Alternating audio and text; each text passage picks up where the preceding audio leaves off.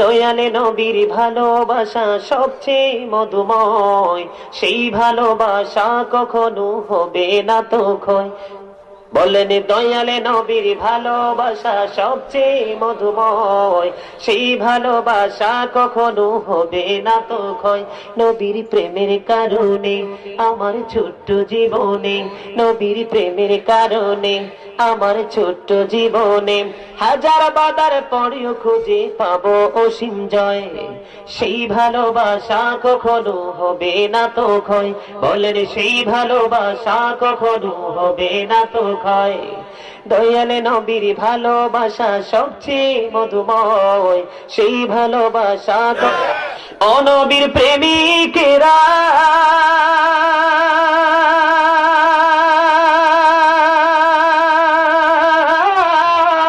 দিশেহারা মরণের ভয় করে না, প্রেম তো মরে না। বলেন অনবীর প্রেমিকেরা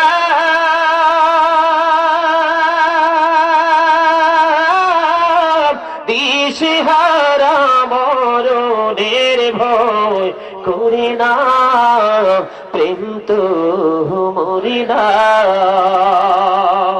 প্রেম করেছেন মুসা নবী তুর পাহাড়ে গেছেন চলি গো। বলেন প্রেম করেছেন মুসা নবী তুর পাহাড়ে গেছেন চলি গো। অসে খোদার নূরে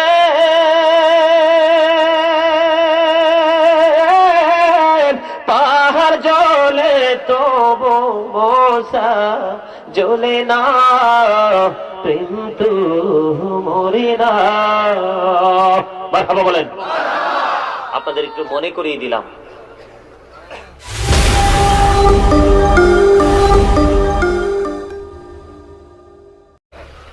ভালোবাসার শক্তি কত। আমাদের জীবন কিন্তু নিয়ে পৃথিবীতে চলে এসেছি, মরণ কিন্তু কোন দিন হবে আমরা কেউ জানি। কি নিয়ে যাব কবরে? কিচ্ছু নিয়ে যেতে পারবো না। এই যে দুনিয়ার জন্য আমরা পাগল হয়েছি, আল্লাহ পবিত্র কালামুল্লাহ শরীফে সূরা আলে ইমরানের 185 নম্বর আয়াতে বলেছেন, ওমাল হায়াতুদ দুনিয়া ইল্লা মাতাউল গুরুর। এই পৃথিবীটা একটা ছলনাময় ভোগ, মানে ধোঁকা ছাড়া কিচ্ছু না। কে বলেছেন? কথা বলেন না। কে বলেছেন? আজকে যারা এত সুন্দর জান্নাতের বাগান সাজিয়ে ঘরে, আসলে কি এই ঘুম তাকে কি জান্নাতে পৌঁছাবে না জাহান্নামে? জাহান্নামে। আমরা ছোট্ট কালে যখন মাহফিল হইতো মনে হইতো যে এটাই আমাদের জন্য শ্রেষ্ঠ ঈদ, পাগল হয়ে থাকতাম আলেমদের আলোচনা শোনার জন্য। ঠিক কিনা বলেন? আমি আপনাদেরকে পায়ে ধরে বলছি, আমার মাইকের আওয়াজ যারা শুনছেন, আমি আসলে স্টেজে বেশিক্ষণ থাকবো না, আলোচনা করে আপনাদের কাছ থেকে বিদায় নিয়ে যাব। আমি কিন্তু আজকে এই মাহফিলে আপনাদের কাছে মুসাফির হিসাবে এসেছি, মেহমান হিসাবে এসেছি। আমি আজকে সবার জন্য দোয়া করে দিব। আল্লাহ কিন্তু মেহমান এবং মুসাফিরের দোয়া কবুল করে। সুবহানাল্লাহ বলেন না। কেউ যদি কারো অন্তরে যদি অহংকার থাকে বিন্দু পরিমাণ, তাহলে এই জান্নাতের বাগানে বসে আপনার কোনো লাভ হবে? আল্লাহ কিন্তু অহংকারীকে পছন্দ করে না। করে?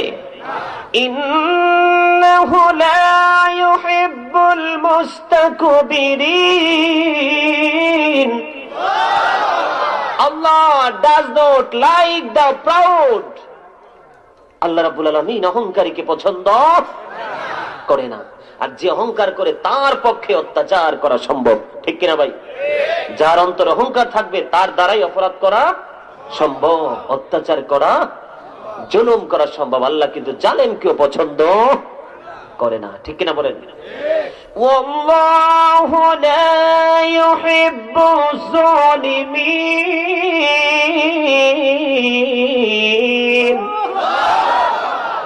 আল্লাহু আকবারটা মজা হয় নাকি লেগে জানি? সবাই মিলে আল্লাহু আকবার বলেন না? একটু মোহাব্বত করে বলবেন, তাইলে দেখবেন বক্তার আলোচনা করার স্পিড কত বেড়ে যাবে। তখন আপনারা শুনতেই থাকবেন, বক্তার আলোচনা কমবে না। আল্লাহ রাব্বুল আলামিন বলেছেন আল্লাহ জালিমকেও পছন্দ। আপনারা বলেন আমরা আমাদের উপর জুলুম করি না আল্লাহ করে? আমরা করি। কে করে? আমরা আমাদের উপর জুলুম করি। আল্লাহ বলেছেন আমি বান্দার উপর জুলুম করি না, বান্দাই নিজের উপর নিজে জুলুম করে। Allah does not like the unjust. Allah অত্যাচারীকেও পছন্দ করেন না। ঠিক কিনা বলেন? কই গেছিলেন আপনি চেয়ার খালি করে? এনে বলে যাওয়া যেত না, মোবাইল একদম অফ। ঠিক কিনা বলেন? করা ঠিক না? ভালো লাগেনি? এত সুন্দর স্টেজ, এটার মধ্যে চেয়ার একটা খালি করে রয়েছে। কথা বলেন। আপনারা সবাই আমার আলোচনা সত্যি মন থেকে চাননি শুনতে? অনেক মজার আলোচনা নিয়ে আসছি। আমি কিন্তু আমার মূল আলোচনায় যাই নাই, আপনাদেরকে বোঝানোর জন্য বিভিন্ন দিকে যাচ্ছি। কথা বুঝতে পারছেন? কথা বুঝতে পারছেন? আমরা কোরআন হাদিসের কথা বলবো, আল্লাহ রাসূলের শানে আজকে কথা বলবো। ঠিক কিনা বলেন? রাসূলকে ভালোবাসতে পারলে আপনি আমি সাকসেস হতে পারবো। রাসূল বলেছেন I am from the light of Allah and everything has been created from my light. I am from the light of Allah. আমি আল্লাহর নূর থেকে and everything has been created from my light. সৃষ্টির প্রত্যেকটা বস্তু আমি নবীর নূর মুবারক থেকে। আওয়াজ দিয়ে সুবহানাল্লাহ। আনা নূরুম মিন নূরিল্লাহি ওয়া কুল্লু শাইইন মিন নূরিহি। শুধু তাই নয়, আমার রাসূলই হচ্ছেন সৃষ্টির প্রথম। আমার রাসূল হচ্ছে আওয়ালিন এবং আখিরিন, শুরু এবং শেষ। The very first thing Allah created was my light. যেই সময় আদম ছিল দেহ এবং রূহের মাঝামাঝি, তার মানে আদম এখনো হয় নাই, তখন আমার নবী নবী। আওয়াজ দিয়ে বলেন সুবহানাল্লাহ। সেই নবীকে আমরা খুশি না বেজার? কথা বলেন না কেন? Allah sent you not but to the whole of mankind as a giver of cheerful news and as a warner. আওয়াজ দিয়ে সুবহানাল্লাহ। আল্লাহ বলেছেন ওমা আরসালনাকা ইল্লা কাফাতাল লিন-নাসি বাশীরাও ওয়া নাযীরা। আমার হাবিব শুধু, আল্লাহর হাবিব শুধু পৃথিবীতে রহমত হিসাবে আসেনি, তিনি ভয় প্রদর্শক হিসাবেও। রাসূলকে ভালোবাসতে পারলে নিয়ামত, আর ভালোবাসতে না পারলে কি? আরে ফরক না কিছু, এটা তো আল্লাহর রহমতের পানি। আমার গাও তো পড়তেছে বরাক, একটু কষ্ট করে বুক করে যায় না, তাইলে না আরাম পাইতাম। কিরে ভাই? হ্যাঁ, ঠিক কিনা বলেন? You are great my dear brother and father. আওয়াজ দিয়ে বলেন সুবহানাল্লাহ। আপনাদের ঠিকটা আমার অনেক পছন্দ হয়েছে। একটু কষ্ট করতে পারবো না? রাসূলের জীবনীতে ঢুকলে প্রত্যেকটা পাতায় পাতায় শুধু রাসূলের কষ্টের খবর। ঠিক কিনা বলেন? এত কষ্টের ইসলাম নেই।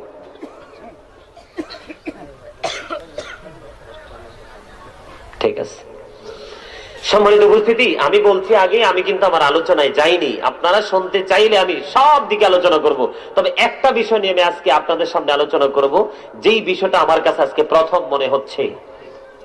আমি যে বিষয় নিয়ে আলোচনা করি আপনারা আমার সাথে একমত তো? তারপরে যদি আপনাদের চাহিদা থাকে আমাকে বললে আমি সেই বিষয় নিয়ে আপনাদেরকে আলোচনা শোনাবো। সত্যি কথা আমি বলি, আমি কিন্তু আপনার সিলেটের দিকে প্রোগ্রাম রাখি না, সত্যি কথা আপনাদের কাছে বলি।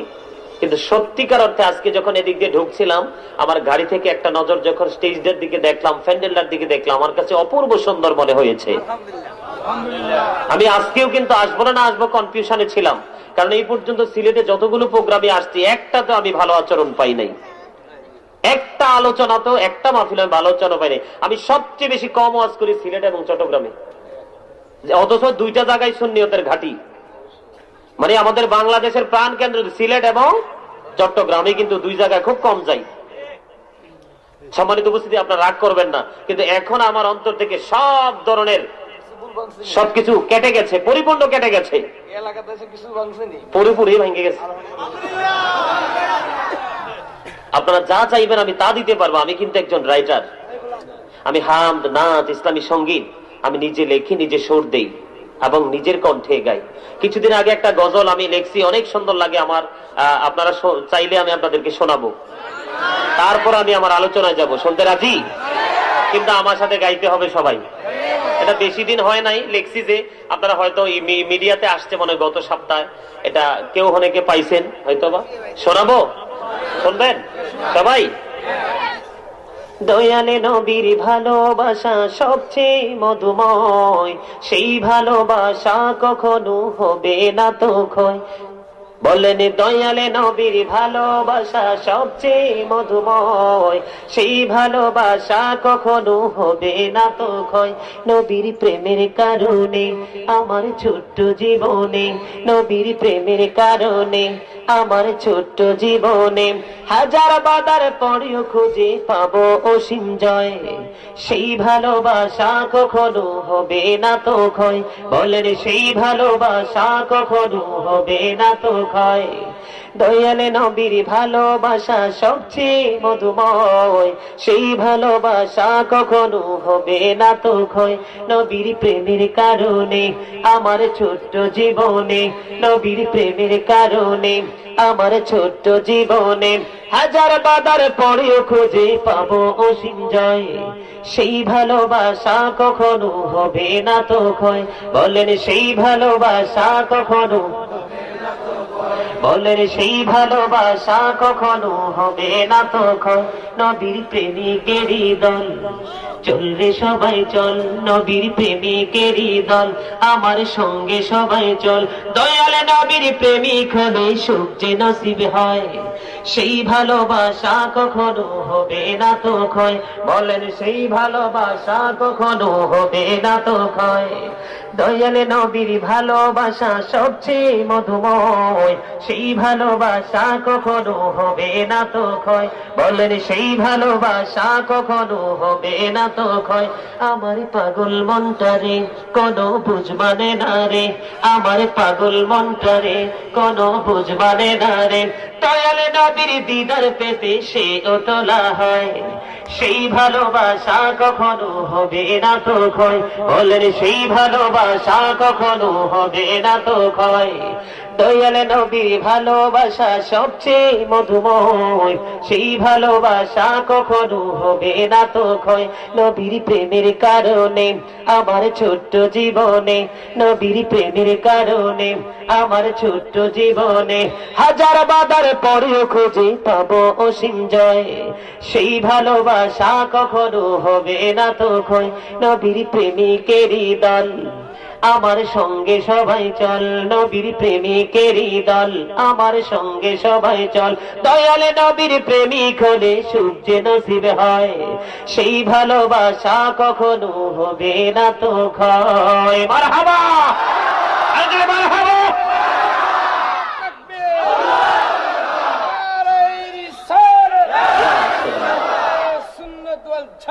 জিন্দাবাদ জিন্দাবাদ।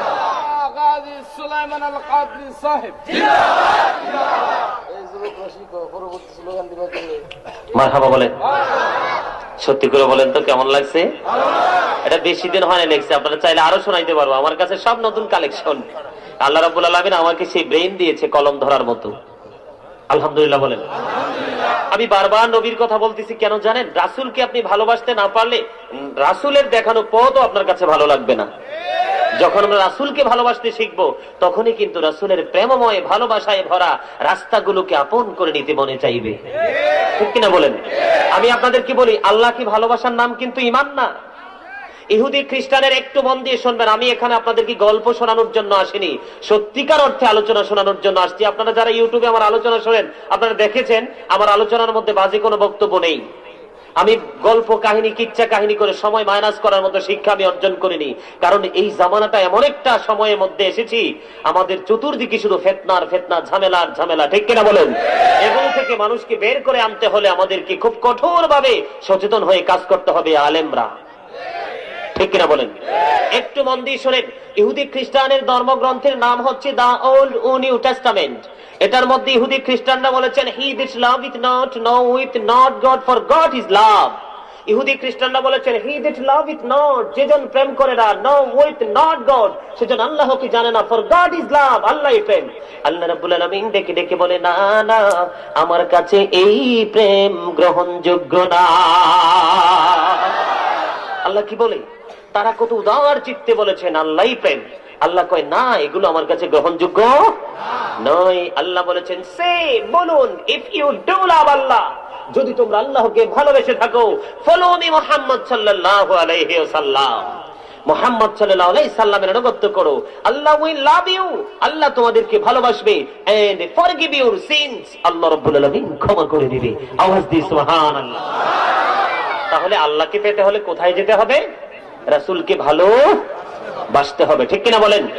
আল্লাহ কোরআনে বলেছেন মাইয়ুতি'ir রাসূল ফাকাদ আতা আল্লাহ, হি হু obeys the absolute obeys Allah, যে ব্যক্তি রাসূলের নির্দেশ মান্য করলো সে যেন আল্লাহর নির্দেশ মান্য করলো। আওয়াজ দিয়ে সুবহানাল্লাহ। সেই নবী কি ভোলা যায়? আলা হযরত কি বলছে জানেন? আল্লাহ হযরত বলেছেন খালিকি কুল নে আপিকো মালিকি কুল বানা দিয়া, दोनों जहां हैं आपके कब्जा इख्तियार में, मरहबा। আল্লাহ হযরত বলেছেন আল্লাহ সবকিছুর মালিক, কুল কায়নাতের মালিক, মালিকি কুল বানা দিয়া, মালিকানা দিয়েছেন রাসূল হাত মোবারকে। আওয়াজ দিয়ে বলেন সুবহানাল্লাহ। আল্লাহ মালিক, কিন্তু মালিকানা তুলে দিয়েছেন কার হাতে? আমার মদিনাওয়ালার হাতে। দোনো জাহান রাসূলের ইচ্ছার উপর ছেড়ে দিয়েছে। আওয়াজ দিয়ে সুবহানাল্লাহ। রাসূল যাহাতে রাজি, আমার আল্লাহ তাহাতে রাজি। সুবহানাল্লাহ বলেন। সেই নবীর উম্মত হতে পারে আমরা ধন্য না নগণ্য? এখন নবীর উম্মত তো আমরা সবাই, কিন্তু রাসূলের আদর্শ তো আমরা ধরে রাখতে পারি না। তো এটা কি রাসূলের ভালোবাসা হলো? কথা বলেন। আমি সর্বপ্রথম আজকে আপনাদেরকে নিয়ে একটা বিষয় নিয়ে আলোচনা করে তারপরে আমি আমাকে যে সাবজেক্ট দেওয়া হয়েছে সেই সাবজেক্ট নিয়ে আলোচনা করব। আমি যদি সারা রাত থাকতে চাই আপনাদের অসুবিধা আছে? আলহামদুলিল্লাহ, আলহামদুলিল্লাহ, সবাই বলেন আলহামদুলিল্লাহ। সম্মানিত উপস্থিতি, আমি যে বিষয়টা নিয়ে বারবার বলতে চাচ্ছি আলোচনা করার জন্য, সেই বিষয়টা হলো বর্তমান সময়ে আমাদের যে খাবার খাওয়ার যে নিয়ম, খাবার ছাড়া কিন্তু আমাদের প্রাণ বাঁচে না। কথা বলেন না কেন? খাবার ছাড়া প্রাণ বাঁচে? এখন রাসূল যে পথ আমাদেরকে দেখিয়েছেন, রাসূল যে রাস্তা আমাদেরকে দেখিয়েছেন, সেই পথ দেখানো অনুযায়ী কিন্তু আমরা খাবার খাই না, খাবার পরিবেশন করি না। এই খাবারটা নিয়ে একটু আলোচনা করেই আমি আমার মূল আলোচনায় চলে যাব। আমার প্রত্যেকটা ওয়াজের সিস্টেমে হচ্ছে এটা, প্রত্যেকটা বিষয়ের উপর একটা টপিকস আমি তৈরি করে তারপরে আমি আমার মূল আলোচনায় যাই, অথবা মূল আলোচনা করে পরে টপিকসে চলে যাই। আপনাদের অসুবিধা হবে না তো? কথা বলেন। বন্ধুরা আমার, হযরতে ওমর ইবনে সালমা রাদিয়াল্লাহু তাআলা আনহু থেকে বর্ণিত, আমার নবী, আপনার নবী বলে দিয়েছেন, হে আমার উম্মত, তোমরা যখন খাবার খাও তখন তোমরা আগে বিসমিল্লাহ শরীফ পড়ে নাও। কি করে নাও? তোমরা আগে বিসমিল্লাহ শরীফ পড়ে নাও, আর ডান দিক দিয়ে খাবার শুরু করো। কোন দিক দিয়ে? একটু গভীর মনোযোগ। আমরা রাসূলের প্রেমিক, আমরা আহলে সুন্নাত ওয়াল জামাত, আমরা সব দিক দিয়ে রাসূলের আদর্শ আঁকড়ে ধরবো, ঠিক কিনা বলেন? বন্ধু, আমার নবী, আপনার নবী, দু জাহানের বাদশা নবী, তিনি জানিয়ে দিয়েছে আমার উম্মত, তোমরা যখন খাবার শুরু করো, খাবার শুরু করার আগে তোমরা বিসমিল্লাহ শরীফ পড়ে নাও, তারপরে তোমরা ডান দিক দিয়ে খাবার শুরু করো। আর তোমরা যেই পাত্র থেকে, যেই প্লেট থেকে তোমরা খাবার খাবে, তোমাদের কাছের দিক দিয়ে তোমরা শুরু করো। প্রথমে বিসমিল্লাহ পড়তে হবে, তারপরে ডান দিক দিয়ে শুরু করতে হবে। ধরেন একটা প্লেটের মধ্যে খাবার দিল, 10 জনে বসলো, এর মধ্যে বন্ধু, এর মধ্যে কিছু স্পেশাল জিনিস তো থাকে। অনেকে কিন্তু মাঝখান থেকে খাবার খায়, অনেকে ওই দিক দিয়ে খাবার খায়, অনেকে এই দিক দিয়ে খাবার খায়। আমার নবী বলেছে তোমরা কাছের দিক দিয়ে খাবার খাওয়া শুরু করো। আরেকটু মহব্বতে বলুন সুবহানাল্লাহ, আরেকটু মহব্বতে সুবহানাল্লাহ। বন্ধু, আমার নবী আরো বলেছেন, মা আয়েশা সিদ্দিকা রাদিয়াল্লাহু তাআলা আনহা থেকে হাদিস কানা বর্ণিত, আমার নবী, আপনার নবী, দু জাহানের বাদশা নবী, আমার নবী আমাদেরকে আরো সুন্দর করে জানিয়ে দিয়েছেন, তোমরা যদি খাবার খাওয়ার শুরুতে যদি বিসমিল্লাহ পড়তে না পারো, কি করতে না পারো? তোমরা যদি খাবারের শুরুতে যদি বিসমিল্লাহ শরীফ পড়তে না পারো, তাহলে আমার রাসূল আমাদেরকে বুদ্ধি শিখিয়ে দিয়েছেন আমরা কি করব? বন্ধুরে আমার, আমার নবী আমাদেরকে জানিয়ে দিয়েছেন তোমরা খাবার শুরু করে দিলা কিন্তু বিসমিল্লাহ শরীফ পড়তে পারলা না। আমার নবী বলে দিয়েছেন খাবারের মাঝখানে তোমরা পড়বা বিসমিল্লাহি আওয়ালাহু ওয়া আখিরা। আওয়াজ দিয়ে বলেন না সুবহানাল্লাহ। আমার নবী বলে দিয়েছেন আমাদেরকে কি পড়ার জন্য। যদি বিসমিল্লাহ শরীফ প্রথমে পড়তে না পারি তারপরে আমরা বলবো বিসমিল্লাহি আওয়ালাহু ওয়া আখিরা। আওয়াজ দিয়ে বলেন না সুবহানাল্লাহ। আরেকটু মহব্বতে বলুন সুবহানাল্লাহ। বন্ধুরে আমার, আমি আপনাদেরকে এই জিনিসটা শিখিয়ে তারপরে আমার মূল আলোচনায় চলে যাব। আমার নবী আরো বলে দিয়েছেন বন্ধুরা আমার, আমরা যখন খাবার শুরু করব আমরা যদি বিসমিল্লাহ শরীফ পড়ে নেই, আমরা যদি রাসূলের সিস্টেম অনুযায়ী খাবার শুরু করি তখন কিন্তু আর শয়তান আমাদের খাবারে অংশ নিতে পারে না। আওয়াজ দিয়ে বলেন আল্লাহু আকবার। কি নিতে পারে না? কথা বলেন না কেন? আমাদের খাবারে তারা অংশগ্রহণ করতে পারে না। এটা হলো 1 নাম্বার শয়তান। ঠিক কিনা বলেন? বন্ধু, হযরতে হুযায়ফা রাদিয়াল্লাহু তাআলা আনহু থেকে হাদিস বর্ণিত। সবাইকে বলছি গভীর মনোযোগ দিয়ে শুনবেন। আমার মা, আমার বোনেরা, আমার ভাই বাবার, আমি সবাইকে ডেকে ডেকে বলবো একটু গভীর মনোযোগ দিয়ে শুনবেন। আজকে আমরা প্রত্যেকটা দিক দিয়ে, প্রত্যেকটা কাজের দিক দিয়ে রাসূলের আদর্শ ছেড়ে দিয়ে নিজের মতো করে শুরু করেছি। এই জন্য কোনো কাজে আমরা রহমত পাই না। ঠিক কিনা বলেন? কথা বলেন ঠিক কিনা? আপনি যখন খাবার বিসমিল্লাহ বলে শুরু করবেন, বিসমিল্লাহ বলে যখন আমরা খাবার শুরু করব, একজন শয়তান আরেকজনকে ডেকে ডেকে বলে আজকে তুমি এই ঘরে বাসস্থান করতে পারবা না, এই ঘরে তুমি বসবাস করতে পারবা না, এবং তাদের এখান থেকে খাবার ভক্ষণ করতে পারবা না। আওয়াজ দিয়ে বলেন না নাউজুবিল্লাহ। নাউজুবিল্লাহটা কেন জানেন? এই যে আমরা বিসমিল্লাহ ছেড়ে দিলাম, পদ্ধতি ছেড়ে দিলাম, এই জন্য কিন্তু শয়তান আমাদের সাথে অংশগ্রহণ করে আমাদের খাবারে। ঠিক কিনা বলেন? আমি আপনাদেরকে মজার হাদিস শোনাবো বন্ধু। হযরতে হুযায়ফা রাদিয়াল্লাহু তাআলা আনহু থেকে বর্ণিত। আমার নবী বলেছেন, হযরতে হুযায়ফা রাদিয়াল্লাহু তাআলা আনহু তিনি বলেছেন, আমরা যখন রাসূলের সাথে খাবার খাইতে বসতাম, রাসূল যতক্ষণ পর্যন্ত খাবার শুরু করে না ততক্ষণ পর্যন্ত আমরাও খাবার খেতাম না। সুবহানাল্লাহ বলেন না? আমার সুবহানাল্লাহ বলতে কষ্ট হয়।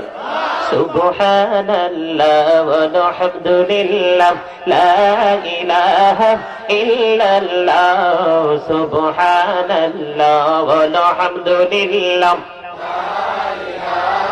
ইল্লাল্লাহ লা ইলাহা ইল্লাল্লাহ লা ইলাহা নবী আমার নূরের ফুতুল জগত করলেন ও জালা। নবী আমার নূরের ফুতুল জগত করলেন ও জালা। রাজ হাসরে করবেন তিনি উম্মতের ফয়সালা। সুবহানাল্লাহ ওয়া আলহামদুলিল্লাহ। মুহাম্মাদ নামের সাথী নাম মিশাইয়া যারে আল্লাহ পাঠাইলা। নামের সাথী নাম মিশাইয়া যারে আল্লাহ পাঠাইলা। নিজে আল্লাহ দোস্ত বলে তাহার প্রেমে মজিলা। সুবহানাল্লাহ লা ইলাহা ইল্লাল্লাহ মুহাম্মাদুর রাসূলুল্লাহ সাল্লাল্লাহু আলাইহি ওয়াসাল্লাম। বন্ধুরা আমার, বলতেছিলাম গভীর মনোযোগ। আমার রাসূলকে ছাড়া কি করতেন না? খাবার খেতেন না। এবার এক জায়গায় যখন গেলেন, যাওয়ার পরে বন্ধু খাবার যখন পরিবেশন করা হলো, সামনে আনা হলো, আমার রাসূল শুরু করে না, তারা খাবারও খায় না। হঠাৎ করে চাইয়া দেখেন একজন মানুষ আসতেছে রাসূলের কাছে। ওই মানুষটা হলো একজন মহিলা। কি একজন মহিলা সেই দৌড়ে চলে আসছে, তারা কিন্তু কেউ খাবার খায় না, খাবার কিন্তু সামনে রাখা আছে, সাহাবীরাও কেউ খাবার খায় না। তারপরে একটা মহিলা আসলো, মহিলা এসে যখন এই খাবারের মধ্যে হাত বাড়ানোর জন্য হাতটা বাড়িয়ে দিলেন, আমার রাসূল সাথে সাথে ওই মহিলার হাত ধরে ফেলেন। আওয়াজ দিয়ে বলেন আল্লাহু আকবার। আমার রাসূল কি করলেন, হঠাৎ করে যখন হাতটা বাড়িয়ে দিতে চাইলেন, আমার রাসূল তার হাতের মধ্যে একবার স্পষ্ট করে ধরে তাকে খাবার পর্যন্ত যাওয়ার জন্য বারণ করলেন।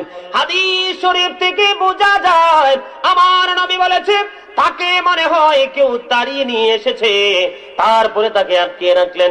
কিছুক্ষণ পরে আরেকজন খাবারের দিকে আগাইলেন, আরেকজন যখন খাবারের দিকে আগাইলেন, খাবারের দিকে আগানোর পরে আবার সে খাবারের মধ্যে হাত দিতে চায়, আবার আমার রাসূল কি করলেন, ওই লোকটারও হাত ধরে তাকে আটকাইয়া দিলেন। আওয়াজ দিয়ে বলেন না সুবহানাল্লাহ। কি করে দিলেন? আমার রাসূল তাকে কি করলেন, আটকিয়ে দিলেন, তাকেও খাবার স্পর্শ করতে দেয় না। এবার বন্ধু সাথের মানুষগুলো আর সহ্য হয়ে গেল, একের পর এক দুইজন আসলো, একজনকেও আমার রাসূল খাবার স্পর্শ করতে দেয় না। তার কারণ কি গো? আমার রাসূল তাদেরকে কেন খাবারে হাত দেওয়ার জন্য, খাবার স্পর্শ করার জন্য কেন আমার রাসূল বারণ করলেন? এবার আমার রাসূল ডাক দিয়ে বলেন, হে সাহাবীরা, তোমরা জানো না আমি নবী যা জানি, এই যে প্রথম মহিলাটা এসেছেন, এই মহিলাটা খাবার খাওয়ার জন্য, খাবারে হাত বাড়ার জন্য এসেছে, এটা এমনি এমনি আসেনি, এটাকে শয়তান নিয়ে এসেছে খাবারে হাত দেওয়ার জন্য। আওয়াজ দিয়ে বলেন না নাউযুবিল্লাহ। এই জন্য আমি তাকে ধরে ফেললাম। তারপরে আরেকজন আসলো খাবারে স্পর্শ করার জন্য, এই লোকটাকেও শয়তান নিয়ে এসেছে, আমি তাকে হাতে ধরে তাকে আটকিয়ে দিলাম। আওয়াজ দিয়ে বলেন না আল্লাহ নাউযুবিল্লাহ। আরেকটু মহব্বতে বলেন নাউযুবিল্লাহ। আমাদের মনে প্রশ্ন আসে কিনা, ইয়া রাসূলুল্লাহ, ইয়া হাবিবাল্লাহ, কেন গো তার হাত আপনি বারণ করলেন, কেন গো তার হাতটাকে আপনি শক্ত করে ধরে ফেললেন, সে কেন খাবার স্পর্শ করতে পারলো না? পৃথিবীর মানুষ, গোটা পৃথিবীর মুসলমানকে, মুমিনদেরকে আমি ডেকে ডেকে বলবো, আজকে আলোচনা থেকে শিক্ষা গ্রহণ করে নাও। কারণ বন্ধু, আমার রাসূল আমাদেরকে পৃথিবীর সবগুলো উত্তম শিক্ষা দিয়ে গেছে, আমরা সেই শিক্ষা গ্রহণ করতে পারি না, এটাকে মনে প্রাণে বাস্তবায়ন করতে পারি না, এই জন্য আমাদের গজব আমাদের থেকে দূরে থাকে না, ঠিক কিনা বলেন? বন্ধুরা আমার, সব আরেকটা মজার হাদিস শোনেন। আমরা যে খাবার খাই, আমরা দুনিয়ার কোনো খবর রাখি না, আমরা মনে করি আল্লাহ রাব্বুল আলামিন দুনিয়ায় পাঠিয়েছে, যেমনি তেমনি খাবো। না না, আমাদের জন্য খাবারেরও মাপকাঠি তৈরি করা আছে, ঠিক কিনা বলেন? বন্ধুরা আমার, হযরতে উমাইয়া মাকশি সাহাবী রাদিয়াল্লাহু তাআলা আনহু থেকে হাদিস বর্ণিত, তিনি বলতেছেন আমার নবী বলেছে, একদিন একজন ব্যক্তি খাবার খাইতেছে। কি করতেছে? একজন ব্যক্তি খাবার খাইতেছে, কিন্তু সে বিসমিল্লাহ বলল না। বিসমিল্লাহ না বলে একটার পর একটা লোকমা দিতেছে, একটার পর একটা লোকমা দিয়ে দিয়ে সে খাবার খাইতেছে। আওয়াজ দিয়ে বলেন না নাউযুবিল্লাহ। আমার নবী কি করলেন, তার খাবারটা দেখলেন, কিন্তু বন্ধু সবটুকু খাবার সে খেয়ে ফেলেছে, এখনো তার প্লেটের মধ্যে, হাদিস শরীফ থেকে প্রমাণ, এক লোকমা খাবার এখনো তার প্লেটের মধ্যে রয়েছে। এক লোকমা খাবার যখন তার প্লেটের মধ্যে রয়েছে, তখন ওই ব্যক্তিটা, ওই জনই ব্যক্তিটা পড়ে নিল, বিসমিল্লাহি আওয়ালাহু ওয়া আখিরাহু। যখন সে এই দোয়াটা পরে, যখন সে পরের লোকমাটা খাইল বন্ধু, পরের লোকমাটা খাওয়ার সাথে সাথে ওই এতক্ষণ যে সে বিসমিল্লাহ পড়ে নাই, কি করে নাই, এতক্ষণ যে বিসমিল্লাহ পড়ে নাই, তার সঙ্গে সঙ্গে শয়তানও খাবার খাইছে। আওয়াজ দিয়ে বলেন না নাউযুবিল্লাহ। ওমা, আমার এই ওয়াজটা শুনতে চান না? আরে অনেক অত্যন্ত গুরুত্বপূর্ণ বিষয়। দেখি রাস্তায় দাঁড়াইয়া খায়, প্লেট লইয়া দাঁড়াই দাঁড়াইয়া খায়, আপনার যেমনি চেমনি খাবার খায়, এই কারণে খাবারের মধ্যে বরকত, ঠিক কিনা বলেন? আসেনি বরকত? ইচ্ছা মতে খাওয়ার পরও তৃপ্তি আসে না, ঠিক নিউজ? ইচ্ছা মতে খাওয়ার পরও পরিতৃপ্ত হতে পারে না, তার কারণ আমাদের সিস্টেম জানা। দেখেন কি মজার খবর, আমার রাসূল আমাদেরকে কিভাবে সাবধান করেছেন। এতক্ষণ লোকটা বিসমিল্লাহ পড়ে না, একটার পর একটা লোকমা দিতেছে, তার সঙ্গে সঙ্গে শয়তানও খাইয়া পেট ভরছে। আওয়াজ দিয়ে বলেন না নাউযুবিল্লাহ। কি করেছে? যখন এই জনৈক ব্যক্তি বিসমিল্লাহি আওয়ালাহু ওয়া আখিরা। যখন সে পরে শেষ লোকমাটা যখন সে ভক্ষণ করলো, শয়তান আর তার শেষ লোকমাতে অংশগ্রহণ করতে পারলো না। এই দোয়া পড়তে দেরি সাথে সাথে বন্ধু শয়তান যতক্ষণ পর্যন্ত খাবার খেয়েছে সবটুকু খাবার বমি করে ফেলে দিয়েছে। আওয়াজ দিয়ে বলেন না সুবহানাল্লাহ। আল্লাহু আকবার। রাসূল বলে দিয়েছেন তুমি বিসমিল্লাহ পড়তে মনে নাই তাতে কোনো সমস্যা নাই, কিন্তু পড়ে তুমি বিসমিল্লাহি আউয়ালাহু ওয়া আখিরা পড়ে খাবার শুরু করবা। এই খাবারে শয়তান অনিষ্ট করতে পারবে না। বিসমিল্লাহ বলে খাবার খাওয়া লাগবে নি? কথা বলেন। বিসমিল্লাহ বলে খাবার শুরু করব, ডান দিক দিয়ে খাবার শুরু করব এবং কাছের দিক থেকে লোকমা তুলে তুলে খাবার খাবো, ঠিক কিনা বলেন? বন্ধুরা আমার, আমাদের দেশে একটা মানুষের একটা দোষ আছে, কোন বিয়ে বাড়িতে গেলে কোন অনুষ্ঠানে গেলে খাবার খাইয়া অনেকে দোষ বের করে, ঠিক কিনা বলেন? আমার রাসূল বলেছেন, হযরত আবু হুরায়রা রাদিয়াল্লাহু তাআলা আনহু থেকে হাদিস বর্ণিত, আমার নবী বলেছে বন্ধু, আমার রাসূল যখন খাবার খাইতেন, কখনো দাওয়াত দিলে যখন খাবার খাইতেন, আমার রাসূলের কাছে যদি মজা লাগতো আমার রাসূল খাইতো, মজা না লাগলে মনে না চাইলে আমার রাসূল খায়নি, তারপরেও খাবার নিয়ে কোনো বদনাম করে নাই। আওয়াজ দিয়ে বলেন সুবহানাল্লাহ।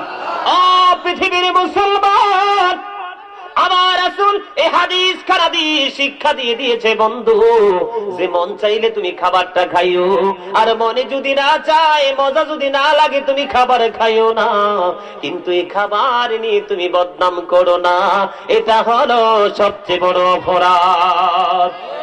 বন্ধুরে আমার, আমাদের মধ্যে আর একটা হিংসা আছে, অহংকার আছে। আমার রাসূল বলেছেন, এই হাদিসের রাবিও হযরত আবু হুরায়রা রাদিয়াল্লাহু তাআলা আনহু। বন্ধুরে আমার, আমার রাসূল বলে দিয়েছে, যখন আপনাকে কোনো মানুষ দাওয়াত দিবে, কি দিবে? আপনাকে আমাকে যখন কোনো মানুষ দাওয়াত দিবে, আমাদের অনেক মুমিন মুসলমান আছে বৃহস্পতিবার, শুক্রবার, সোমবার রোজা রাখে, ঠিক কিনা বলেন? আমাদের বাংলাদেশের একটা নিয়ম হলো বৃহস্পতিবার শুক্রবার, এখন সরকারি বন্ধ, শনিবারে অনেকে অনুষ্ঠান করে, ঠিক কিনা বলেন? আমার নবী বলেছেন, কেউ যদি তোমাকে বড় ভালোবেসে দাওয়াত দেয়, তোমাকে যদি আমন্ত্রণ জানায়, তুমি তার দাওয়াত গ্রহণ করে তার বাড়িতে যাইও। যদি তুমি রোজাদার হও, তাহলে তুমি তার জন্য তার বাড়িতে গিয়ে দোয়া করে চলে আসিও, তারপরেও দাওয়াত ক্যান্সেল করা যাবে না। সুবহানাল্লাহ বলেন না? এই ওয়াজ কি আগে কোনোদিন শুনছেন? কেউ করছে? কথা বলেন, করছে? আমি এখন অনেক গবেষণা করে করে এইসব বিষয়গুলো নিয়ে খুব গুরুত্ব সহকারে আলোচনা করার চেষ্টা করি। কেন জানেন? আমরা মুসলমান, ঠিক কিনা ভাই? দরকার আছে না? আমরা মুসলমান, আমরা কিন্তু এই কাজগুলো করি না। আপনাদের জন্য মজার আলোচনা যেটা নিয়ে আসছে, এটা তো অবশ্যই করব। আপনারা মনে করেন না এটা গুরুত্বপূর্ণ আলোচনা না? জানার দরকার আসেনি? কথা বলেন না? বন্ধুরা আমার, আপনাকে যে দাওয়াত দিয়েছে সে কিন্তু আপনার হিসাব করেও খাবারের আয়োজন করেছে, ঠিক কিনা বলেন? কি করেছে? খাবারের আয়োজন করেছে বন্ধু। এখন আপনি যদি না যান, তার খাবারটা পরে থাকবে, এটা তার জন্য লস, কি জন্য, ঠিক কিনা বলেন? এই জন্য আমার নবী বলেছে, যদি তোমরা রোজা রাখো, তারপরেও তার দাওয়াতে সাড়া দিও, তারপরেও তার ডাকে সাড়া দিও, তার বাড়িতে যাইয়া তার জন্য দোয়া করে চলে আসিও। আর যদি রোজা যদি না রাখো, তাহলে দাওয়াতে যাইয়া সম্মানের সাথে খাবার খেয়ে আসিও। আওয়াজ দিয়ে বলেন না সুবহানাল্লাহ। আমি তাড়াতাড়ি করে একটা একটা করে হাদিস শুনি, এই বিষয়টা আমি শেষ করে দিব বন্ধু। আওয়াজ দিয়ে বলেন সুবহানাল্লাহ। এবার আসেন, আমরা যখন একজনকে দাওয়াত দেয়, কয়জন? কথা বলে না? একজনকে দাওয়াত দেয়, আমাদের বাংলাদেশের অনেক মানুষ আছে লগে 3 জন নেয়, আছে রে কোন? এই বিষয় সম্পর্কে ইসলামের আইন কি, শরীয়তের আইন কি, হাদিস শরীফ কি বলে জানার দরকার আছে কিনা? ও বন্ধু, আমার এই মুহূর্তে রাবীর নামটা বলে নাই। আমার নবী বলেছে, একজন ব্যক্তি রাসূল সহ 5 জনকে তার বাড়িতে দাওয়াত দিল। কয়জন? আওয়াজ দিয়ে কন্যা একটু মহব্বত করে। আপনারা কি মহব্বত করে রাসূলকে, মহব্বত করে রাসূলের কথাগুলো শোনার দরকার আছে না? রাসূলকে ভালোবেসে যদি এগুলো মেনে চলতে পারি, তাহলেই না রাসূল আমাদেরকে উম্মত হিসাবে স্বীকৃতি দিবে। ঠিক কিনা বলেন? নবীর প্রেমের দরকার আছে না? নবীর সাথে ভালোবাসা না থাকলে আমাদের উপায় আসেনি? এগুলো একটু জানেন, আপনাদের কাছে প্লিজ অনুরোধ করে বলছি, এগুলো শিক্ষার দরকার আছে। বন্ধুরে আমার, রাসূল সহ 5 জনকে দাওয়াত দিলেন। কয়জন? আমার নবী আপনার নবী সহ 5 জনকে দাওয়াত দিলেন। তারা যখন রওনা হলেন দাওয়াতের মেহমান, তারা হয় মেজবানের বাড়িতে যখন মেহমান হয়ে যখন দাওয়াত গ্রহণ করে তারা যখন রওনা দিলেন, বন্ধুরা আমার, কিছু দূর যাওয়ার পরে আমার নবীকে দেখে আরেকজন নবীর সঙ্গী হয়ে যায়। কয়জন হইছে? কথা বলেন, কয়জন? দাওয়াত দিছে কয়জন? 5 জন। বন্ধু, এবার তাদের সাথে আরেকজন সঙ্গী হয়ে গেল কিছুদিন যাওয়ার পরে। এবার বন্ধু, সে তাদের সঙ্গে সঙ্গে রাসূলের সঙ্গে সঙ্গে ওই যে সাহেবে দাওয়াতের বাড়িতে চলে গেলেন। বাড়িতে যাওয়ার পরে এবার বন্ধু, যিনি দাওয়াত করেছেন ওনার ঘরের দরজায় যাইয়া, ওনার বাড়ির আঙিনায় যাইয়া আমার রাসূল তাকে প্রশ্ন করলো, আপনি দাওয়াত দিয়েছেন আমরা 5 জনকে, কয়জন? আপনি দাওয়াত দিয়েছেন আমরা 5 জনকে, এখন আমাদের সঙ্গে স্বেচ্ছায় আরেকজন চলে এসেছে, ওই একজনকেও কি আপনি খাওয়াইতে পারবেন? যদি আপনি ওই একজনকে সহ খাবার খাওয়াইতে পারেন তাহলে সেখানে থাকবে, না হয় সে যেমনি এসে যেমনি চলে যাবে। এবার ওই সাহেবে দাওয়াত ডাক দিয়ে বলল, ইয়া রাসূলুল্লাহ, ইয়া হাবিবাল্লাহ, নবী, প্রাণের নবী গো, আমি তাকে সহ খাওয়াইতে সক্ষম, আমি তাকে সহ খাওয়াইতে পারবো। এই হাদিস কানা দেখে বোঝা যায় বন্ধু, এই আপনাকে একজনকে দাওয়াত দিয়েছে, আপনি নাতি নিয়ে গেছেন, আপনি ছেলে নিয়ে গেছেন, আপনি মেয়ে নিয়ে গেছেন, ওই যিনি কর্তৃপক্ষ দাওয়াতের আয়োজন করেছে ওনার কাছ থেকে অনুমতি নিয়ে ওনার টেবিলে বসাইতে হবে। এমনি স্বেচ্ছায় টেবিলে বসা শরীয়তের আইন অনুযায়ী বৈধ নয়। ঠিক কিনা বলেন? আজকে থেকে আমরা কি করব? যদি একজনকে দাওয়াত দেয় আমরা ওয়ানলি সিঙ্গেল একজন যাব, আর যদি আরেকজনকে নিতে মনে চায় যাইয়া সাহেবে দাওয়াতের কাছ থেকে অনুমতি নিয়ে টেবিলে বসাবো। তার কারণ হলো খাবারের আয়োজন করেছে সে। আজকে আমি একজন অতিরিক্ত নেওয়ার কারণে আমি যদি একজন নিয়ে যাই, আরেকজন যদি একজন নিয়ে যায়, আরেকজন যদি এমনি করে বাড়তি একজন নিয়ে যায়, 5 জন মানুষ যদি হয়ে যায়, 5 জনের খাবার বিলীন হয়ে গেল। ঠিক কিনা বলেন? 5 জনের খাবার শেষ হয়ে গেল। বন্ধু, শেষ পর্যন্ত দেখা যাবে তার স্পেশাল গেস্ট এসেছে, পাতিলের মধ্যে খাবার নাই। এই শর্ট পড়ার জন্য, এই ব্যক্তিটাকে লজ্জা দেওয়ার জন্য যেই ব্যক্তি অতিরিক্ত মানুষ নিয়ে গেছে সে দায়ী। ঠিক কিনা বলেন? রাসূলের শিক্ষা অনুযায়ী অনুমতি ছাড়া টেবিলে বসানো যাবে না। জনৈক এক ব্যক্তি এসে রাসূলকে বললেন, ইয়া রাসূলুল্লাহ, ইয়া হাবিবাল্লাহ, নবী গো, আমি প্রাণ ভরে মন ভরে খাবার খাই, কিন্তু আমার খাবারের মধ্যে কোনো তৃপ্তি আসে না, আমি কি করব? এমন আছে না আমাদের মাঝে?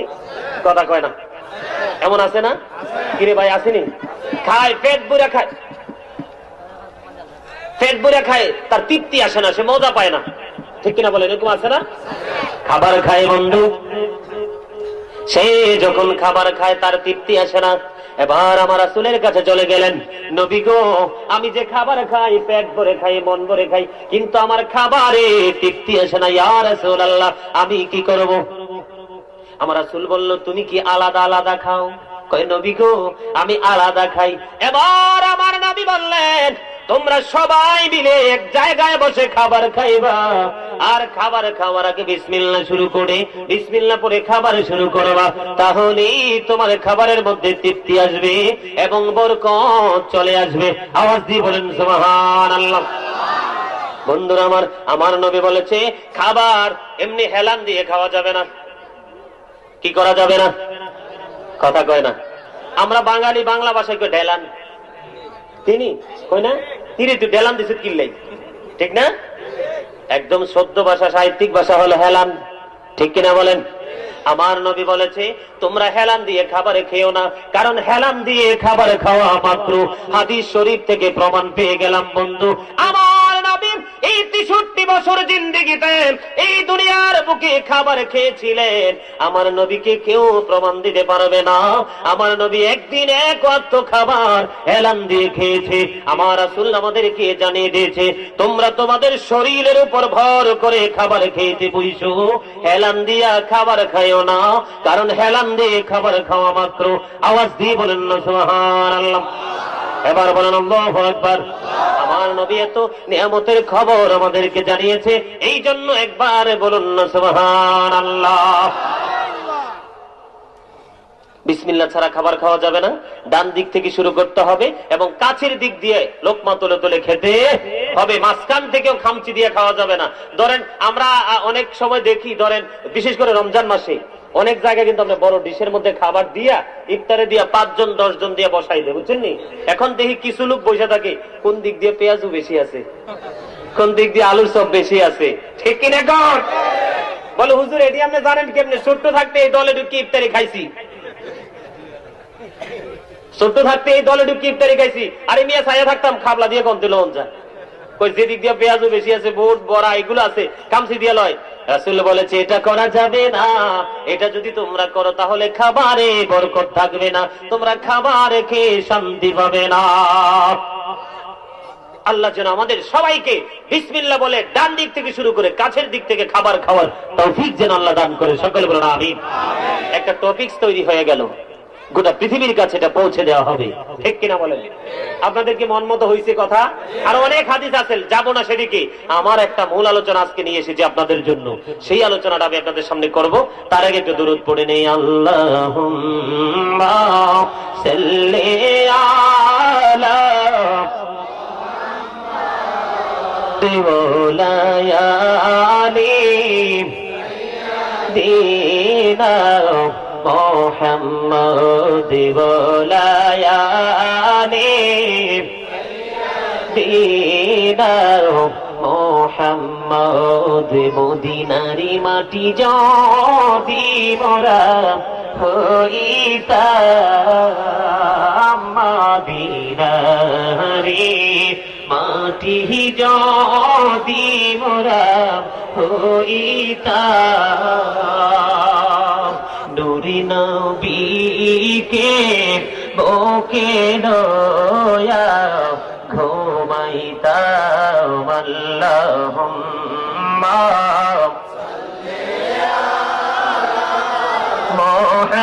মুহাম্মাদ বলায়ালি সাইয়্যিদিনা মুহাম্মদ। আদর করে বান্দা তুমি দয়াল বানায়া,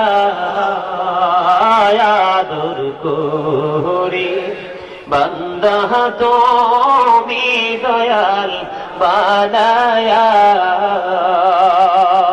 কেমন করে জাহান্নামে ফালাইবা আল্লাহুম্মা মুহাম্মাদ বলায়ালি সাইয়্যিদিনা। মধু কান্দায়ো না প্রাণীর নবীকে, কান্দায়ো না প্রাণীর নবীকে, নবীকে কান দাহিলে রে কাঁদবা হাসুরে। আল্লাহুম্মা সাল্লি আলা মুহাম্মাদ ওয়ালায়ালি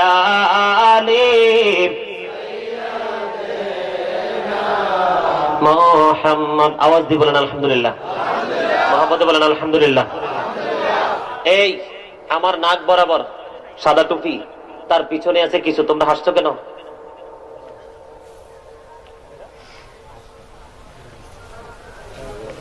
ব্যাপার কি, হাসছো কেন? হাসার কারণ কি? এখানে হাসার কি হয়েছে? আমি তোমাদেরকে বলি, যদি কারো ভালো না লাগে বের হয়ে যান, তোমাদের ঘরে যে ঘুমাও, শীতের রাত্র ঘুম অনেক মজা, এখানে ডিস্টার্ব করার দরকার নাই, ঠিক কিনা বলেন? কথা বলেন ঠিক কিনা? বন্ধুরে আমার, আমি যে কথাটা বলতে চাইছিলাম, যে আলোচনা আপনাদের জন্য আজকে নিয়ে এসেছি, আল্লাহ রাব্বুল আলামিন পবিত্র কালামুল্লাহ শরীফের মধ্যে বলেছেন, ইন্না বাতুশা রাব্বিকা লাশাদীদ। মুহাম্মদে কোন আল্লাহু আকবার। আল্লাহ রাব্বুল আলামিনের পাকড়াও বড় কঠিন, আল্লাহর দরা বড় শক্ত। ঠিক কিনা বলেন? কথা বলেন ঠিক কিনা? আমরা কি মরবো না সারা জীবন বেঁচে থাকবো? কথা বলেন না কেন? আমরা মরবো না বাঁচব? মৃত্যু কারো জন্য রেহাই নাই। ঠিক কিনা বলেন? ও বন্ধু, আজকে মৃত্যুর কথা বলে গেলাম। আজকে নামাজ পড়ো না, সদা সত্য কথা বলো না, ব্যবসা করতে গেলে মিথ্যা প্রতিশ্রুতি দিয়ে ব্যবসা করো, পোশাক পরতে গেলে হারাম পোশাক পরো, চোখে দেখলে নষ্ট জিনিসের দিকে নজর বেশি করে দাও, পা দিয়েছে আল্লাহ ভালো দিকে হেঁটে যাওয়ার জন্য, এই পায়ের সাহায্যে নোংরা পথে হেঁটে যাও। একবারও কি মনে পড়ে না মরণ আমার খুবই নিকটে? ঠিক কিনা বলেন? কথা বলেন ঠিক কিনা? বন্ধুরে আমার, আমি আপনাদেরকে মৃত্যু নিয়ে আজকে আলোচনা শোনাবো। মৃত্যু আপনার আমার জন্য কেমন হতে পারে জানার দরকার আছে নি? কথা বলেন না, দরকার আছে নি? বন্ধুরে আমার, আজরাইল এত বড় ভয়ঙ্কর, আজরাইল এত ভয়ঙ্কর। ইব্রাহিম খলিলুল্লাহ আজরাইল আলাইহিস সালামকে একদিন ডাক দিয়ে বলল, আজরাইল তুমি তো প্রাণীর জান কবজ করো, তুমি কেমন করে জান কবজ করো, আমি তোমার এই সুরতে একটু দেখতে চাই। এবার ইব্রাহিম খলিলুল্লাহ যখন বললেন, এবার আজরাইল আলাইহিস সালাম ডাক দিয়ে বললেন, নবী গো, আমি যে সুরতে পাপীদের জান কবজ করি, এই সুরত যদি আমি ধারণ করি, আপনি নবী সইতে পারবেন না। আওয়াজ দিয়ে বলেন আল্লাহু আকবার। বন্ধুরে আমার পাশে আমার ভাই আলেম বসে আছে, আজকে আপনাদের মাহফিলের সভাপতি, তাই না? আমার ভাই বসে আছে। বন্ধুরে আমার, আল্লাহ রাব্বুল আলামিন 1,24,000 মতান্তরে 2 লক্ষ, মতান্তরে 3,24,000 নবী রাসূল সৃষ্টি করেছেন। এর মধ্যে 8 জনকে আল্লাহ স্বর্গীয় উপাধি দিয়েছেন। এর মধ্যে একজন হলো ইব্রাহিম খলিলুল্লাহ। একটু চিন্তা করেন, আজকে যদি আমাদের মরণের কথা চিন্তা হইতো, আজকে যদি আমরা কবরের কথা চিন্তা করতাম, আজকে যদি আমরা হাসরের কথা চিন্তা করতাম, তাহলে কখনোই আমরা পাপে লিপ্ত হইতাম না। ঠিক কিনা বলেন? ইব্রাহিম খলিলুল্লাহ প্রশ্ন করলেন আজরাইল কি, আজরাইল তুমি যে সুরতে প্রাণ পাখির প্রাণ কবজ করো, জানির মানুষের জান কবজ করো, সেই সুরত আমি দেখতে চাই। ইব্রাহিম আলাইহিস সালাম বলাতে আজরাইল বললেন, তুমি এটা সহ্য করতে পারবা না। এবার ইব্রাহিম খলিলুল্লাহ ডাক দিয়ে বলল, তারপরেও আমি দেখব, তারপরেও আমি সেই অবস্থাটা দেখব। এবার ইব্রাহিম আলাইহিস সালাম চক্ষু বন্ধ করলেন। আজরাইল ও বন্ধুরা আমার, জান কবজকারীর সুরতটা ধারণ করলেন। একটা নজর ইব্রাহিম আজরাইলের দিকে যখন দিলেন, বন্ধু আজরাইলের দিকে একটা নজর দিয়া সাথে সাথে ইব্রাহিম খলিলুল্লাহ বেহুশ হয়ে যায়। আল্লাহু আকবার বলেন না। কি হয়ে যায়? উনি একজন নবী, আল্লাহর মনোনীত। এই নবী যদি আজরাইলের সুরত দেখে বন্ধু বেহুশ হয়ে যায়, তাহলে আপনার আমার উপায় থাকবনি, আপনার আমার উপায় নাই বন্ধু। কারণ চোখের দ্বারা পাপ, হাতের দ্বারা পাপ, কানের দ্বারা পাপ, পায়ের দ্বারা পাপ, মুখে যে কথা বলি বন্ধু, সারাদিন কয়টা কথা আল্লাহর জন্য বলি, দুনিয়ার জন্য বলি রে বন্ধু, মুখের দ্বারাও পাপ। কোন মুখ নিয়ে দাঁড়াবো আজরাইলের সামনে, কোন মুখ দিয়ে দাঁড়াবো আমার রাসূলের সামনে, কোন মুখ দিয়ে দাঁড়াবো কাল কিয়ামতের দিন আল্লাহর সামনে? ঠিক কিনা বলেন? এবার বন্ধুরে আমার, ইব্রাহিম খলিলুল্লাহ বেহুশ হয়ে গেলেন। ওগো বন্ধু, আমি আজকে তোমাদেরকে ডেকে ডেকে বলছি, তোমরা কেউ আজকে গড়ে থাকিও না, আজকে চলে আসো না এই জান্নাতের বাগানে, শুনে নাও এই মধুর বাণীগুলো। আমার মনে হয় যদি মন থেকে শুনতে পারো, তাহলে সকল অন্তরে পড়বে হেদায়েতের প্রভাব। ঠিক কিনা বলেন? ও মা, মা গো, ও আমার বোন বোনেরাম, সবাইকে আমি ডেকে ডেকে বলবো, আজকে কেউ তোমরা ঘুমাইও না, আমার কথাগুলো শুনে নাও, কারণ সারা জীবন পাপ করেছো, আজকে যদি তওবা করে নাও আমার আল্লাহ কবুল করে নিবি। ঠিক কিনা বলেন? আমি কি আলোচনা করব? আলোচনা শুনবেন। এবার ইব্রাহিম খলিলুল্লাহ বেহুশ হয়ে গেলেন।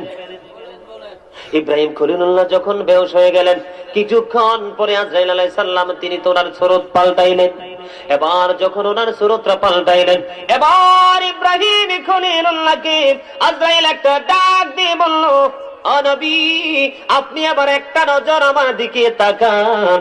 অনেক পরে ইব্রাহিম আলাইহিস সালামের হোশ সেন্স ফিরে আসলো। এবার চাইয়া দেখে এই আজরাইল আলাইহিস সালামের এত সুন্দর মিষ্টি চেহারা, যাকে দেখলে দুনিয়ার সব যন্ত্রণা মানুষ ভুলে যাবে। প্রথম যে সুরত ধরেছিলেন পাপীদের জান কবজ করার সুরত, এখন যে সুরত ধরেছেন মুমিনের জান কবজ, যেভাবে সুরত যেভাবে কবজ করবে সেই সুরত। আওয়াজ দিয়ে বলেন না সুবহানাল্লাহ। বন্ধুরে আমার, মৃত্যু এত বড় কষ্টের জিনিস, এত যন্ত্রণার জিনিস। মুসা কালিম যখন ইন্তেকাল করলেন, মুসা কালিমুল্লাহ ইন্তেকাল করার পরে ওনাকে প্রশ্ন করা হলো, রে মুসা, তুমি যে মৃত্যুবরণ করেছো, তোমার মৃত্যুটাকে তুমি কেমন পেয়েছো? এবার মুসা কালিমুল্লাহ উত্তর দিয়ে দিলেন, তার আত্মা জবান উত্তর দিয়ে দিল, আমি আমার মৃত্যুটাকে এমন পেয়েছি গো, জীবিত একটা চড়ুই পাখিকে, চড়ুই পাখি তো চেনেন, কথা বলেন না কেন? চড়ুই পাখি চেনেন? জীবিত একটা চড়ুই পাখিকে উত্তপ্ত একটা তেলের কড়াইয়ের মধ্যে জীবিত অবস্থায় ছেড়ে দিলে চড়ুই পাখিটার যেমন হয়, আমার কাছে আমার মরণটা তেমন মনে হয়েছে। আওয়াজ দিয়ে বলেন আল্লাহু আকবার। ও বন্ধু, কেমন করে আল্লাহকে ভুলে রইলা, কেমন করে আল্লাহর প্রেমের কথা বলে গেলা, কেমন করে মরণের কথা বলে গেলা? একবারও কি মনে পড়ে না তোমার বাবা দাদা পূর্বপুরুষ কবরে চলে গেছে, তাদেরকে বাঁশবাগানে রেখে এসেছো, পুকুর পাড়ে রেখে এসেছো, নদীর পাড়ে রেখে এসেছো, আর তাদের খবর কারো পক্ষে নেওয়া সম্ভব না। এমন জীবন তো আমার মাঝেও চলে আসবে, ঠিক কিনা বলেন? বন্ধুরে আমার, তিনি বলেছেন চড়ুই পাখিটা পড়তেও পারে না, মরতেও পারে না যে শান্তি পাবে, উড়েও যেতে পারে না যে রেহাই পাবে, ঠিক কিনা বলেন? মুসা কালিমুল্লাহ আল্লাহর নবী হওয়ার পরে যদি তার মৃত্যুটা এমন মনে হয়, তাহলে আপনারা আমার মরণ কেমন হতে পারে, ঠিক কিনা বলেন? বন্ধুরে আমার, আরেকজন নবী আছে ঈসা রুহুল্লাহ, নাম শুনছেন নি? যিনি বাবা ছাড়া পৃথিবীতে এসেছে, তার নাম কি? ঈসা রুহুল্লাহ। ঈসা নবী এমন একজন নবী ছিলেন বন্ধু, কোন কুষ্ঠ রোগীকে যদি এমনি হাত বুলাই দিতেন, কুষ্ঠ রোগ ভালো হয়ে যাইত। সুবহানাল্লাহ বলেন না? আপনারা কি দুর্বল হয়ে গেছে? পেটে খিদা লাগছে? তো সুবহানাল্লাহর আওয়াজ দিয়ে একবার স্লো, প্যান্ডেল পুরো ফিল আপ। আপনারা যদি এমনি সুবহানাল্লাহ কোন তাইলে হয়নি, তো মহব্বতে বলেন না সুবহানাল্লাহ। আমি আগেই বলছি, আপনাদের ইচ্ছা না থাকলে আমি আলোচনা করব না, কর্তৃপক্ষ বললেও করব না। আলহামদুলিল্লাহ বলেন। তিনি যখন কোন অন্ধ মানুষের চোখের উপর হাত বুলাইয়া দিতেন, অন্ধ মানুষ ভালো হয়ে যাইত। ও বন্ধু, মাটি দিয়া পাখি বানায়া যদি ঈসা রুহুল্লাহ বলতো, পাখি রে তুই হাত উড়, পাখি উঠতে পারতো। ছাগল জবাই কইরা, বকরি জবাই কইরা, জবাই করে চামড়া চুলে রান্না করে খাইয়া বন্ধু একবারে সবকিছু কমপ্লিট করে ফেলেছে। এখন ছাগলের চামড়া আর হাড় গুলো এক জায়গায় রাখছে, মানে আড্ডি। আমরা বাংলা ভাষায়, আঞ্চলিক ভাষায় কই আড্ডি, কেউ কই হাড্ডি, ঠিক কিনা বলেন? বন্ধুরে আমার, এই হাড় আর চামড়া এক জায়গায় রাখছে। রাখার পরে ঈসা রুহুল্লাহর হাতের মধ্যে ছিল একটা আশা মোবারক। আশা দিয়া যখন এইগুলোর মধ্যে আঘাত করে বলল, জিন্দা হয়ে হাঁটতে থাকো, আবার পরিপূর্ণ ছাগল হইয়া দৌড়া।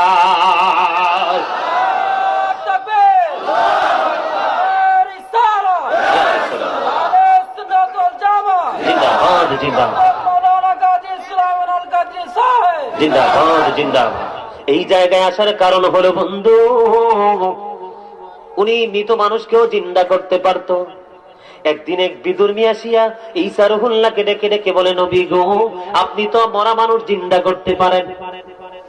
কয়, হ্যাঁ পারি, আল্লাহ আমাকে সেই পাওয়ার দিয়েছেন। বুঝেন না নবীটা কেমন, যিনি বাবা ছাড়া পৃথিবীতে এসেছে। এই পৃথিবীর কোন সন্তান বাবা ছাড়া কামনা করা যায় না, কিন্তু ঈসা রুহুল্লাহ হলো আল্লাহ রাব্বুল আলামিনের কুদরতি এক খেলা, ঠিক কিনা বলেন? এবার ওনাকে ডাক দিয়া বলে, বন্ধু গভীর মনোযোগ, ডাক দিয়া বলে, আপনি কি নতুন নতুন মৃত্যু জীবিত করতে পারেন না পুরান মৃত্যু পারেন? কই, পুরান মৃত্যু পারবো। তুমি বলো কাকে জীবিত করব? এবার ইহুদি একটা ডাক দিয়ে বলল, নবী গো, নবী, আপনি ওই যে প্রথম জামানার নবী নূহ আলাইহিস সালামের ছেলে শামকে আপনি জীবিত করুন। কাকে? নূহ আলাইহিস সালামের ছেলে শামকে আপনি জীবিত করুন। এবার ঈসা রুহুল্লাহ ওই বিদুর্মীকে নিয়ে শামের কবরের কাছে গেলেন। যাইয়া শামের কবরের পাশে যাইয়া আল্লাহ রাব্বুল আলামিনের দেখানো পদ্ধতি অনুযায়ী তাকে যখন ডাকলেন, তিনি জিন্দা হয়ে যায়। মহব্বতে বলুন না সুবহানাল্লাহ, আওয়াজ দিয়ে বলুন না সুবহানাল্লাহ। এবার যখন জিন্দা হয়ে গেল, জিন্দা হয়ে যাওয়ার পরে এবার ঈসা রুহুল্লাহ ওনাকে প্রশ্ন করলেন, এই যে নূহ আলাইহিস সালামের ছেলে যখন শাম জিন্দা হলো, ওনার চুল দাড়িগুলো সব পাইকা সাদা হয়ে যায়। ঈসা রুহুল্লাহ ডাক দিয়ে বলল, আপনাদের জামানায় মানুষের চুল দাড়ি পাকতো না, আপনার চুল দাড়ি সাদা কেন? এবার ওই শাম জবাব দিল, নবী গো, আমি জানি মানুষের ইন্তেকালের পরে আরেকবার মানুষকে জিন্দা করা হবে। যেই দিন জিন্দা করা হবে গো নবী, সেই দিনটা হলো কিয়ামতের দিন। ওই দিনটা এত বড় ভয়ঙ্কর, এত বড় ভয়ঙ্কর হবে গো নবী। আমাকে যখন ডাকা হলো, আমি যখন জিন্দা হলাম, তখন আমার কাছে মনে হয়েছে, মনে হয় কিয়ামত আজকে কায়েম হয়ে যাবে। এই সেই ভয়ে, কিয়ামতের দিনের ভয়ে আতঙ্কে আমার তাৎক্ষণিক ভাবে চুল দাড়িগুলো পাইকা সাদা হয়ে যায়। আওয়াজ দিয়ে বলেন আল্লাহু আকবার। এত ভয়ঙ্কর হবে বন্ধু। এবার নূহ আলাইহিস সালামের ছেলে শামকে প্রশ্ন করলো, আপনি যে ইন্তেকাল করেছেন, আপনার ইন্তেকালের বয়স কত? কই, আমি যে ইন্তেকাল করেছি, আমার ইন্তেকালের বয়স হলো 4000 বছর। কত বছর? 4000 বছর। এবার ঈসা রুহুল্লাহ একটা ডাক দিয়ে বলল, আপনি যে মৃত্যুবরণ করেছেন কেমন মনে হয়েছে? এবার ওই শাম উত্তর দিয়েছে, নবী গো, ও আল্লাহর নবী, আমার মৃত্যু হয়েছে 4000 বছর হয়েছে, এখনো পর্যন্ত নবী গো আমি মৃত্যুর যন্ত্রণা বলতে পারি না। আওয়াজ দিয়ে বলেন আল্লাহু আকবার। ওরে বন্ধু, 4000 বছর পরে যদি মৃত্যুর যন্ত্রণা বলতে না পারে, তাদের জন্ম কোথায় দেখছেন? আমাদের মরণ কেমন হবে? মৃত্যুর সবচেয়ে কম যন্ত্রণা হলো 1000 তলোয়ার মারার আঘাতের সমতুল্য। 1000 বোঝেননি? 1000 তলোয়ার দিয়ে যদি কাউকে আক্রমণ করা হয়, সে কি সহ্য করতে পারবে? ও বন্ধু, 1000 তলোয়ার মারার আঘাতের সমতুল্য হলো আল্লাহ মৃত্যুর সবচেয়ে কম যন্ত্রণা। আর জাহান্নামীদের সবচেয়ে কম আযাব হলো আগুনের এক জোড়া জুতা বানায়া দেওয়া হবে। নাউজুবিল্লাহ বলেন না, মুহাম্মদ বলেন নাউজুবিল্লাহ। মরণেরই কথা মানুষ স্মরণ কেন করো না, আজরাইল আসিলে কারো কফিয়ত চলবে না, আজরাইল আসিলে কারো কফিয়ত চলবে না। মরণেরই কথা মানুষ স্মরণ কেন করো না, আজরাইল আসিলে কারো কফিয়ত চলবে না। তওবা নামে গাছটি আছে, পাতায় পাতায় লেখা আছে মানুষের হায়াত। তওবা নামে গাছটি আছে, পাতায় পাতায় লেখা আছে মানুষের হায়াত। সেই পাতা জড়িয়া গেলে, সেই পাতা জড়িয়া গেলে মতের নিশানা। আজরাইল আসিলে কারো কফিয়ত চলবে না। আজরাইল আসিলে কারো কফিয়ত চলবে না। সে কামদার কি বাদশাহ ছিলেন, তার মতো আর ধনী লোক কেহই না ছিলেন। খালি হাতে চলে গেলেন, খালি হাতে চলে গেলেন, কিছুই নিতে পারলেন না। আজরাইল আসিলে কারো কফিয়ত চলবে না। বলেন মরুনিরি কথা মানুষ স্মরণ কেন করো না। আজরাইল আসিলে কারো কফিয়ত চলবে না। ঠিক কিনা বলেন? ঠিক তো সবার সুন্দর হয়েছে না? এত সুন্দর করে গজলটা শোনাইলাম, আপনাদেরকে মনে করাই দিলাম সরে সরে। আসলে সত্য না? আপনার যখন মানুষের মরণ হয় তার 40 দিন আগেই তো আসমানের জগতে তাকে মৃত বলে ঘোষণা করা হয়। 40 দিন আগে, এখনো তার পৃথিবীতে 40 দিন। বন্ধু, এই যে কিছুদিন আগে আমার বোনের শাশুড়ি মারা গেছে, তার একটা মাত্র ছেলে, ছেলেটা বিদেশে। ছেলেটাও মাকে দেখেনি, মাও শেষ বিদায়ের সময় একটা মাত্র ছেলে, ছেলেটার জন্য জীবন ছিল। মাও ছেলেটাকে দেখতে পায়নি, ছেলেটাও কিন্তু মাকে দেখতেও পায়নি, মাটিও দিতে পারেনি। দেখেন, এই হচ্ছে দুনিয়া। মা আজকে কবরে, ছেলে এখনো জানেও না যে মা মারা গেছে, এখনো জানে না। তার আপনজন এখনো তাকে জানায়নি যে তোমার মা মারা গেছে। এই হলো জীবন, এই হলো পৃথিবী। আপনি আমি চলে যাওয়ার পরে আপনার আমার আপন কিন্তু কেহ নেই। আমি সকলকে পায়ে ধরে বলছি, একটু গভীর মন দিয়ে শোনেন। এইগুলো বলার কারণ কি জানেন? আপনাদেরকে মনে করিয়ে দেওয়া। এত আল্লাহর প্রিয় বান্দাদের মৃত্যু যদি এমন হয়, তাহলে আপনার আমার মরণ কেমন হতে পারে।